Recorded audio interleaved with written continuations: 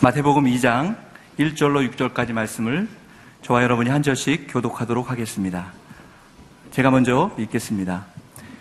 헤롯 왕 때 유대 베들레헴에서 예수께서 태어나시자 동방에서 박사들이 예루살렘에 찾아와 물었습니다. 유다 사람의 왕으로 나신 분이 어디 계십니까? 우리는 동방에서 예수의 별을 보고 경배드리려고 왔습니다.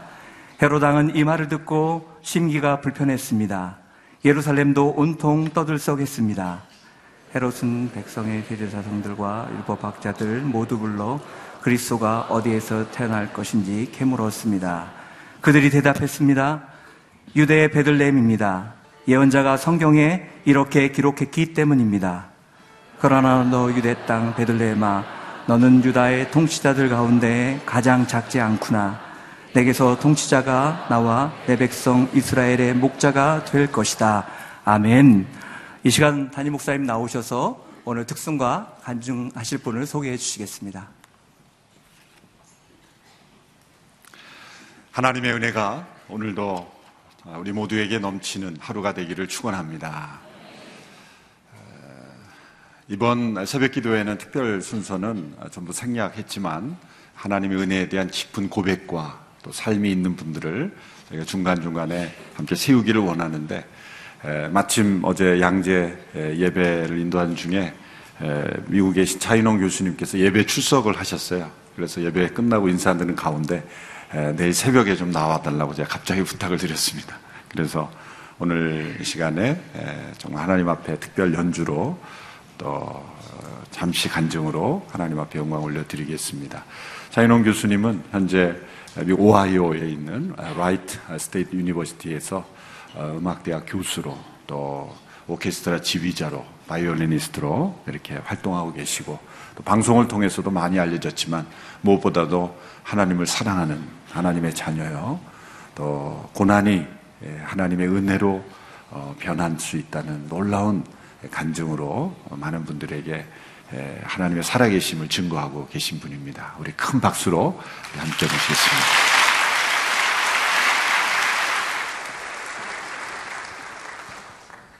감사합니다.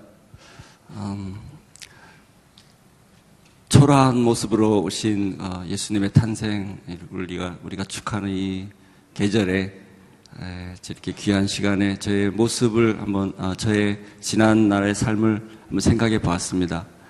세상적으로 봤을 때는 저도 정말 초라할 수밖에 없고 많은 사람들에게 무시당하고 그렇게 살 수밖에 없는 삶이었는 줄 알았는데, 정말 지나고 보니까 정말 하나님께서 주신 저에게 놀라운 그런 은혜를 통해서 제가 완전히 새로운 삶을 살았고, 지금 목사님께서 소개해 주신 대로 꿈에도 꿔보지 못한 미국 대학의 교수가 되는 이런 엄청난 축복을 누린 사람입니다. 지금 짧은 시간에 다 말씀드릴 수는 없지만 저의 삶은 정말 하나님의 은혜로, 제가 하나님께 매달리고 구하지 못한 그런 부족한 사람이었는데도 불구하고 하나님께서 저를 초라한 모습으로 남겨두시지 않으시고 정말 놀라운 세밀한 그런 계획들로 제 삶을 오늘까지 이끌어 주셨습니다.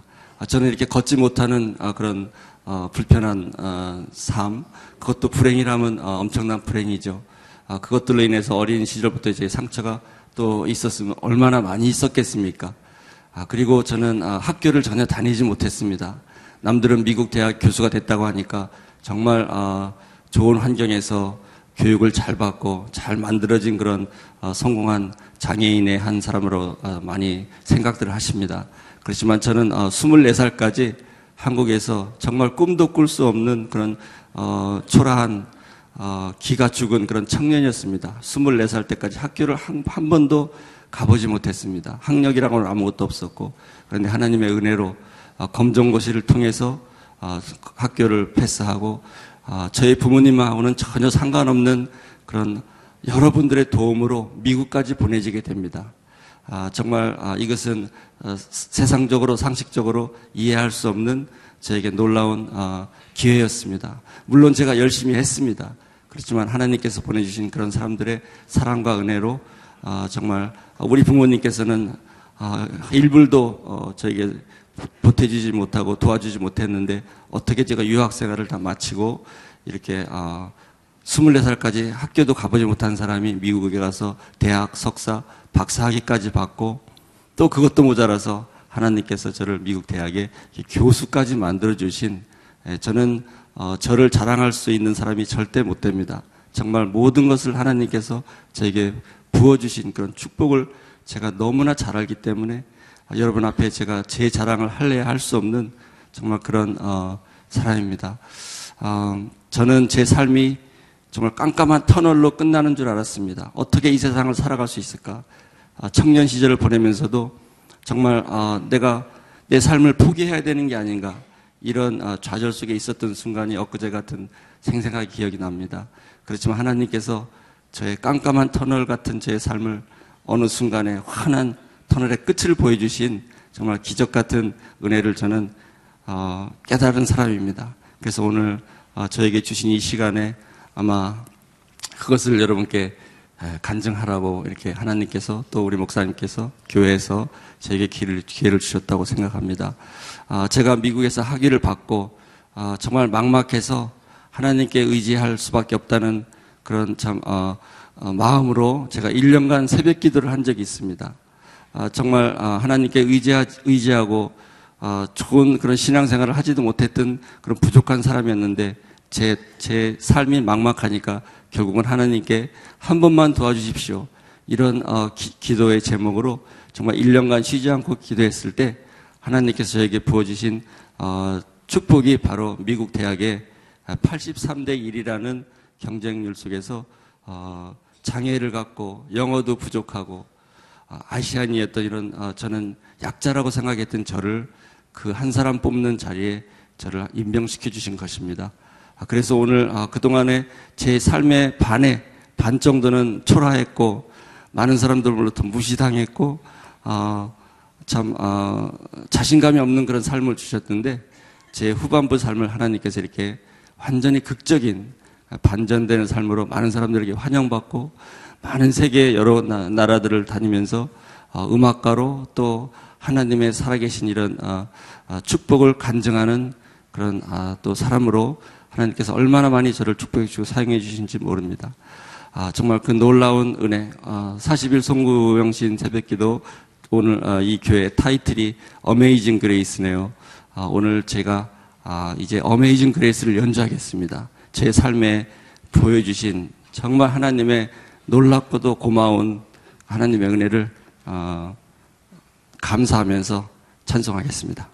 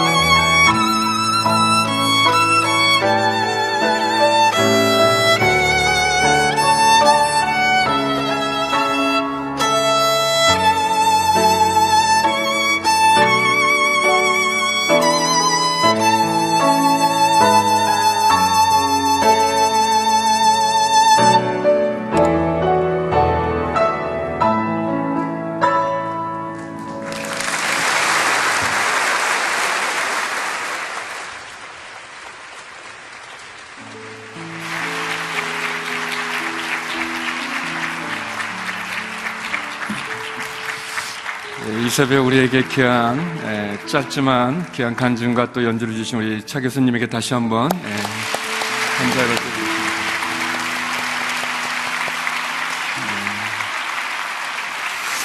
우리 차인원 교수님 굉장히 짧은 이야기였지만 우리 실체는 나의 날개라는 우리 차인원 교수님의 간증 책이 있습니다. 기회가 되시면 구입하셔서 읽으시면 더 많은 감동의 이야기 또 귀한 하나님의 역사가 나타나 있는 귀한 책입니다. 이번 한 주간은 저희가 성탄 맞이하면서 특별히 우리 또 담임 목사님께서 저희 부목사님들에게 또 성탄에 관련된 메시지를 선포할 수 있는 기회를 주셨습니다. 그래서 제가 나와서 좀 그렇죠. 그렇지만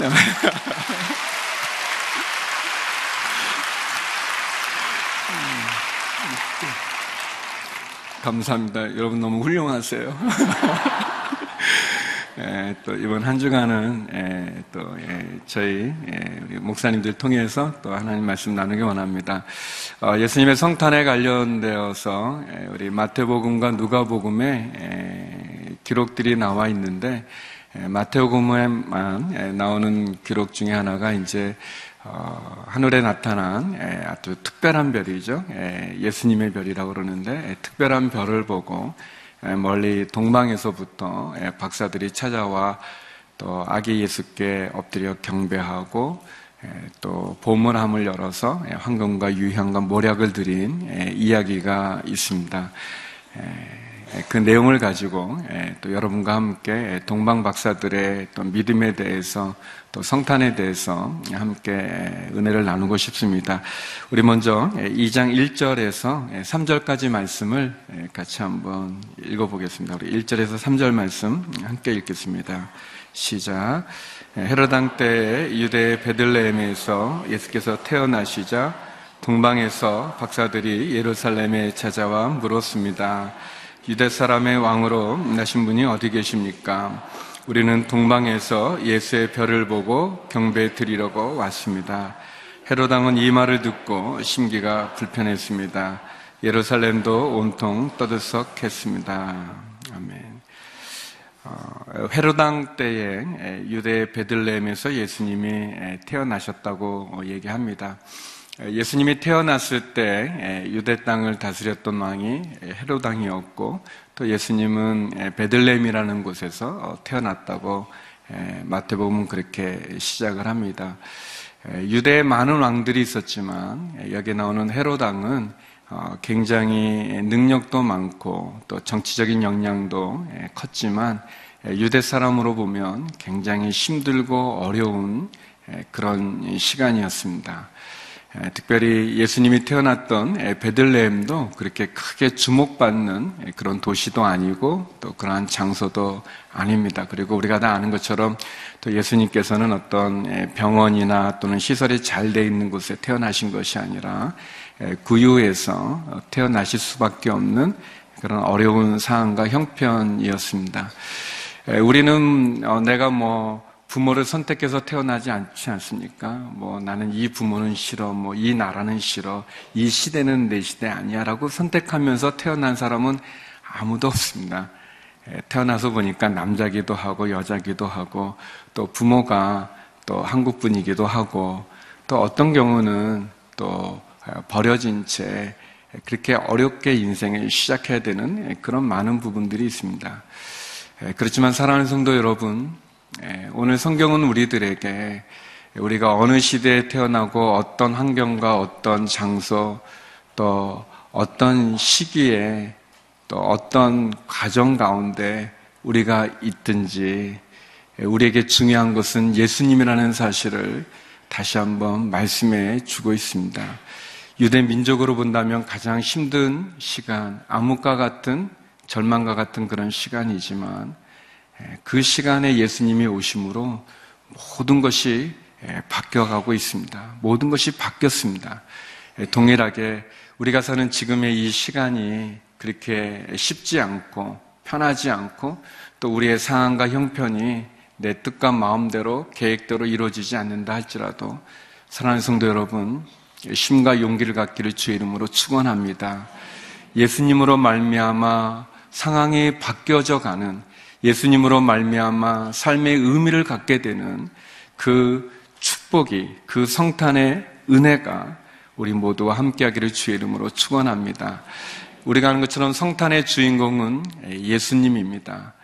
동방의 박사들은 그렇게 질문을 하죠. 유대 사람의 왕으로 나신 분이 어디 있습니까? 우리는 동방에서 예수의 별을 보고 경배드리려고 왔습니다 라고 얘기하고 있습니다. 동방의 박사들이 정확히 어떤 사람인지는 알 수 없지만, 그러나 이 문장 속에서 알 수 있는 것은 그들이 먼 길을 왔다고 하는 사실을 알 수 있는데, 그들이 보았던 것은 하늘에 떠 있는 예수의 별이었습니다. 성탄의 주인공은 예수님입니다. 크리스마스는 예수님을 바라보는 시간입니다. 성탄은 예수의 별을 볼 수 있는, 또 봐야만 되는 그러한 시간입니다.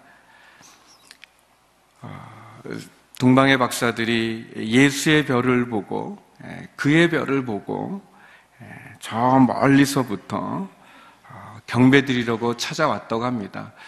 이번 성탄절 예수님의 별을 만나는 우리 모두가 되기를 바랍니다. 우리가 주목하고 또 우리가 기뻐하고 또 우리가 경배드릴 분은 예수님입니다. 다른 것이 아니라 예수님이죠. 또 동일하게 동방의 박사들이 예수의 별을 보고 주님을 만났던 것처럼, 또 저와 여러분을 통해서 많은 사람들이 예수님을 바라볼 수 있는 그 별이 될 수 있기를 또 축원합니다. 동방의 박사들이 예수의 별을 보고 예수님을 만났던 것처럼 우리의 주변에 아직도 주님을 모르는 가족들이, 또 우리의 친지들이, 우리의 이웃들이, 우리의 사랑하는 사람들이 예수의 별을 그 마음에 품은 저와 여러분을 보고, 우리들을 보고 예수님을 만날 수 있는 그런 축복이, 그런 은혜가, 그런 사건이 일어날 수 있기를 원합니다. 예수님에게로 인도했던 그 별처럼 저와 여러분이 이번 성탄절 누군가의 별이 되어져서 예수에게로 인도할 수 있다면 그것이 진정한 성탄의 기쁨이 아닌가 싶습니다. 어떤 사람이 태어날 때 죽기 위해서 태어나는 사람이 누가 있겠습니까? 어떤 생명이 죽기 위해서, 그것도 가장 비참하고 처참하고 그렇게 계획된 죽음의 길을 가기 위해서 태어난 생명이 누가 있겠습니까? 비록 태어났을 때 상황과 형편은 어떠하든지 모든 사람은 그 생명의 태어남을 기뻐하면서 그 생명이 이끌어갈 그 알 수 없는 그 미래에 대해서 희망을 가지고 축복을 해주고 좋은 말을 해주지 않습니까? 그러나 우리가 아는 것처럼 예수님은 이 땅 가운데 죽기 위해서 오신 거 아니겠습니까? 특별히 십자가에 죽기 위해서 오신 게 아니겠습니까? 물론 예수님의 탄생이 우리에게는 큰 기쁨도 되어지지만, 사실 생각해 본다면 예수님의 탄생만을 그냥 기뻐할 수 없는 것은 그분의 탄생이 십자가의 죽음이라는 길을 가기 위해서 오신 거기 때문에 그렇지 않습니까? 그만큼 값지고 소중하고 무엇과도 바꿀 수 없는 하나님의 사랑 아니겠습니까? 우리가 예수 그리스도의 그 십자가를 잃어버린 성탄을 맞이한다면, 그래서 세상 사람들이 성탄절 한 대목을 꿈꾸고 진행하는 그런 거기에 휩싸여서 우리도 성탄의 주인공이 예수 그리스도가 이 땅에 오신 목적을 잃어버린다면 너무나 안타깝겠죠. 우리가 사람들을 예수님에게로 인도하는 별이 되기 위해서 우리가 먼저 예수님을 만나야 될 것입니다. 예수님의 십자가도 만나야 될 것이고, 그 아기 예수로 오실 수밖에 없었던 그 하나님의 사랑도 만나야 될 것이고, 그리고 무엇보다도 그 예수 그리스도의 그 사랑을 품은, 그래서 우리로 하여금 복음 가운데, 십자가 가운데, 구원의 자리 가운데로 분명히 나가야 되는 그러한 모습이 우리에게 있어야 될 것입니다. 예수님에게로 인도했던 그 별처럼, 동방의 박사들이 보았던 그 별처럼 저와 여러분이 그 예수님을 인도하는 그 별이 될 수 있기를 주의 이름으로 축원합니다. 그리고 그 별이 되기 위해서 먼저 우리 안에 십자가가 있기를 원합니다. 우리 안에 이 땅에 오실 수밖에 없었던 우리의 더럽고 부끄럽고 악하고 악취나는 그 죄악 앞에 우리가 절망하면서 그 사망 앞에 신음하면서 그 심판 앞에 엎드리면서 오로지 구원은 하나님께로부터 올 수밖에 없는 그 은혜와 자비를 구하는 그러한 시간이 우리 가운데 있기를 원합니다. 여기 보니까 헤롯 왕은 이 말을 듣고 심기가 불편하고 예루살렘은 떠들썩했다고 얘기하고 있습니다. 동방의 박사들이 유대인의 왕으로 오신 사람이 어디 있습니까? 그 예수의 별을 보고 우리가 왔다고 말했을 때 헤롯 왕은 불편했습니다. 오지 말아야 될 사람이 온 거기 때문에 불편하죠. 성탄을 가장 불편하게 생각하는 존재가 있다면 그것은 아마 사단일 것입니다. 사단은 기뻐하지 않죠. 좋아하지 않죠. 헤롯 왕이 불편했던 것처럼 심히 불편해합니다. 그래서 성탄을 많이 왜곡시킵니다. 그래서 마치 성탄에 관련된 그러한 그 애니메이션이나 영화나 뭐 소설이나 뭐 에피소드 이야기들을 보면은 마치 산타가 주인공 같이 여겨지는 화려한 그러한 장식들 속에서 보면은 예수님은 전혀 없고 전혀 다른 이상한 가장 마음 아픈 것 가운데 하나는 이 카드 가운데 무슨 귀신 카드 같은 거 있어요. 이렇게 카드 열면은 귀신이 확 나타나서 뭐 이렇게 이상한 거. 너무 아니죠. 진짜 아닌 거죠.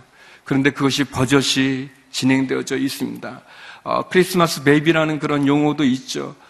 그런 거 아니지 않습니까? 예수님이 이 땅에 오신 것이, 하나님이 이 땅 가운데 아기 예수를 보내신 것이 그런 거 아닌데 사람들은 먹고 마시고 놀고 즐기면서 쾌락 가운데 나가면서 또 이 여러 가지 많은 거 이게 막 한몫 잡는 그런 시간으로 그냥 즐기는 그런 시간으로 왜곡시킨 거죠.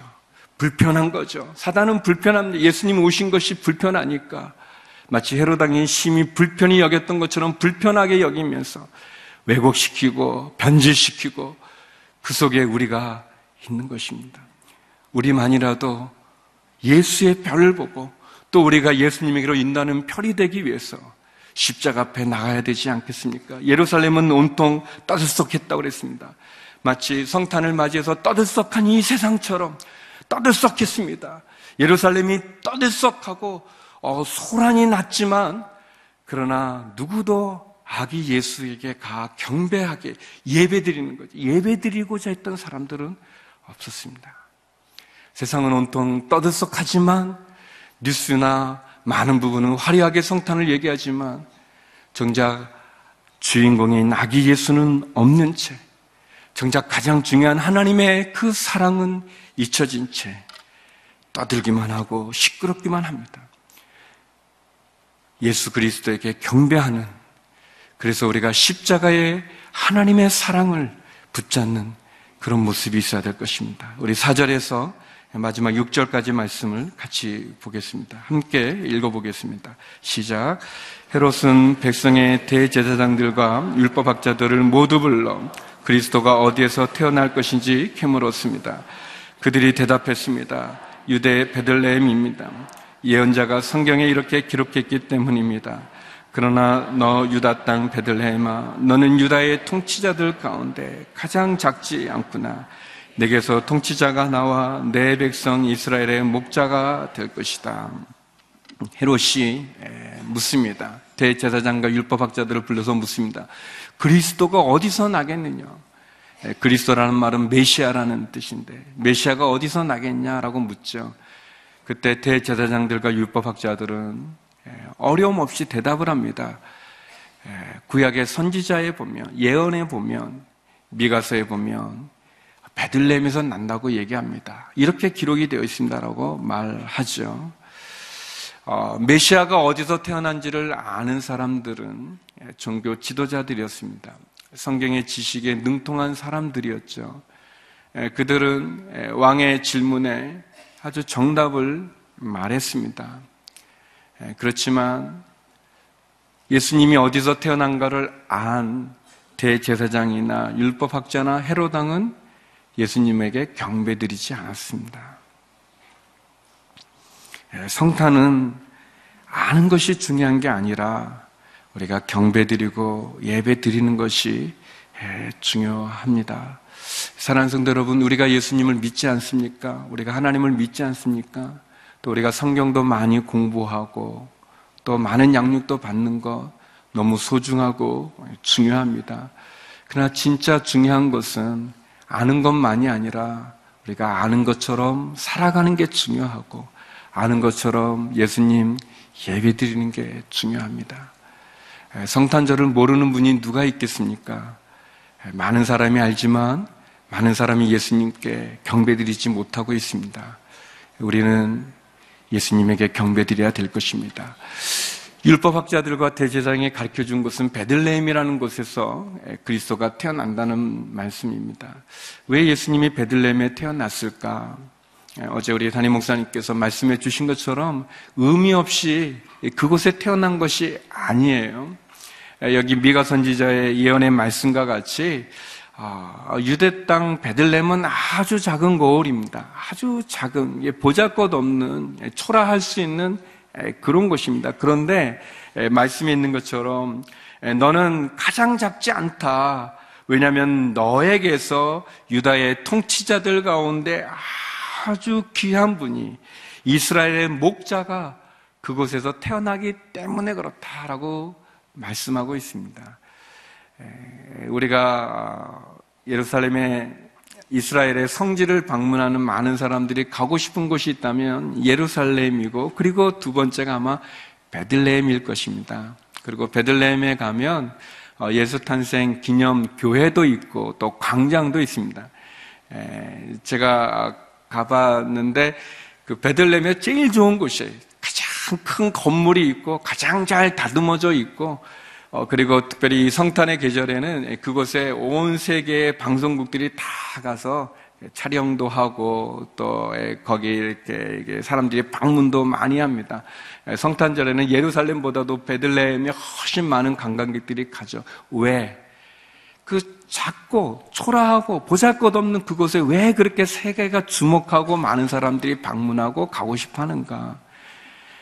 베들레헴이 훌륭해서가 아니라 그곳에서 예수님이 나셨기 때문에 그렇습니다. 베들레헴은 초라한 곳이고 작은 곳이었지만 예수님으로 의미를 가지고 예수님으로 뜻깊은 장소가 된 거죠. 사랑하는 성도 여러분, 저와 여러분이 아무것도 아닌 인생의 삶을 살아가고 있을 때 우리 주님이 오셨죠. 우리를 만나 주셨죠. 우리를 구원해 주셨죠. 그래요.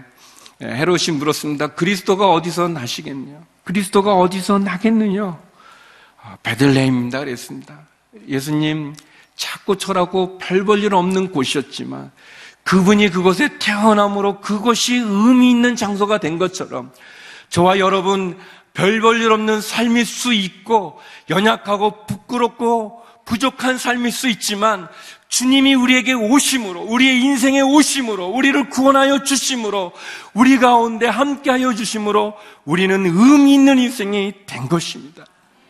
우리의 삶에 의미를 주신 분은, 우리의 삶에 목적을 주신 분은 우리가 그래도 괜찮은 사람이라고 말하는 하나님의 걸작품이라고 말할 수 있는 것은 주님이 우리 가운데 오셨기 때문에 그렇습니다. 베들레헴이 주님으로 인하여 의미 있는 장소가 된 것처럼 주님께서는 부족하지만 보잘것없지만 그러나 우리가 주님을 모시고 주님과 함께하면 주님은 우리의 인생에 의미를 주시는 분이시고 목적을 주시는 분이시고 뜻을 주는 분이심을 기억하시기 바랍니다. 그것이 예수님이 베들레헴에 오신 이유죠. 또 베들레헴은 작고 초라하고 보잘것없고 어떻게 보면 가장 낮은 곳인데 흐르는 모든 물들이 바다를 향하고 있는 것은 바다가 가장 낮은 것처럼 주님이 가장 낮아지심으로 모든 사람을 다 품어 주시는 것이죠. 주님이 품어 주십니다. 헤롯 왕이 그렇게 묻죠. 그리스도가 어디서 나겠느냐라고 그랬습니다. 그때 베들레헴입니다라고 말하는데 그런 생각을 가져봤습니다. 말씀을 묵상하면서 그렇구나. 예수님이 베들레헴에서 나셔서 보잘것없는 그 동네가 의미를 가진 것처럼 보잘것없는 내가 예수님으로 인해서 의미를 갖는다면, 그러면 예수님은 내 안에 태어나신 것이 아닌가? 왜 예수님이 그 냄새나는 구유에 누우셨을까? 내 안에 있는 더러운 죄가 악취를 품고 있기 때문에, 누구도 좋아하지 않는 그 구유 가운데 주님이 오신 것은, 누구도 나를 좋아하지 않는 내 이 황량한 영혼 가운데, 메마른 영혼 가운데, 부끄러운 영혼 가운데, 더러운 영혼 가운데 주님이 마다하지 않으시구나. 그 구유를 그 아기 예수로 오신 것과 같이 주님은 나를 싫어하지 않으시는구나. 주님은 나를 거절하지 않으시는구나. 주님이 구유에 그 베들레헴에 오신 것처럼 바로 나에게로 오시는구나. 내게 오셨구나. 내게 찾아오셨구나. 주님은 나를 싫어하는 것이 아니라, 피하는 것이 아니라, 나를 거절하는 것이 아니라, 아무도 돌아보지 않는 나를 사랑하시는구나. 사랑하는 성도 여러분, 가장 낮아지심으로 나를 품어주신 예수님께서 악취나고 연약하고 부끄럽고 힘없고 좌절되어지고 쓰러지고, 그래서 포기할 수밖에 없는 그러한 시간 가운데 있을 때 하나님 내게 오셔서 나를 의미 있게 만드시고, 나를 힘을 주시고 소중하게 하여 주시고 뜻깊은 인생이 되게 해주심이 얼마나 감사한가. 그것이 밤하늘에 떠있는 주님의 별과 같이 빛날 수 있는 이유겠구나. 그런 고백을 하게 되었습니다. 사랑하는 성도 여러분, 우리가 40일 새벽 기도회를 하는데 첫날 우리 기도 제목이 그것이 아니었습니까? 새벽 기도에 부르짖는 기도를 통해서 우리의 인생에 닫혀진 문이 열려지고, 우리의 가정과 자녀가 삶의 힘을, 소망을 갖게 하고, 약한 자가 힘을 얻고 병든 자가 치유되는 은혜를 허락해 주소서라는 기도 제목이 있었습니다. 맞습니다. 주님이 우리에게 오심으로 우리의 인생에 닫혀진 문이 열릴 줄로 믿습니다. 우리의 인생에 닫힌 문이 열려지는 성탄이 될 수 있기를 주의 이름으로 축원합니다. 특별히 그 성탄의 구원의 복된 소식이 나뿐만 아니라 우리 가정 가운데, 우리 자녀 가운데, 이 민족 가운데, 이 나라 가운데, 이 세상 가운데 온전히 다시 예수의 별이 비춰질 수 있기를 주의 이름으로 축원합니다. 그리고 저와 여러분이 그 별이 되어서 우리를 통해서 수많은 사람들이 주님께로 돌아올 수 있는 그런 성탄이 될 수 있기를 주의 이름으로 축원합니다.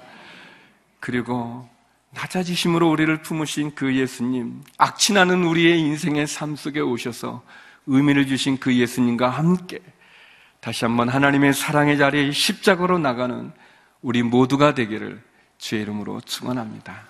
기도하시겠습니다. 거룩하신 아버지 하나님, 춥고 어둡고 힘들고 냄새나고 악취나는 베들레헴, 그 구유를 거부하지 않으시고 오셔서 의미를 주시고 오셔서 새롭게 하시고 오셔서 함께 하신과 같이 내 삶 가운데 오시는 예수의 별을 보게 하여 주시고 경배하게 하여 주시고 그 구원의 자리로 나가는 성탄이 되게 하여 주시옵소서. 예수님 이름으로 기도드립니다.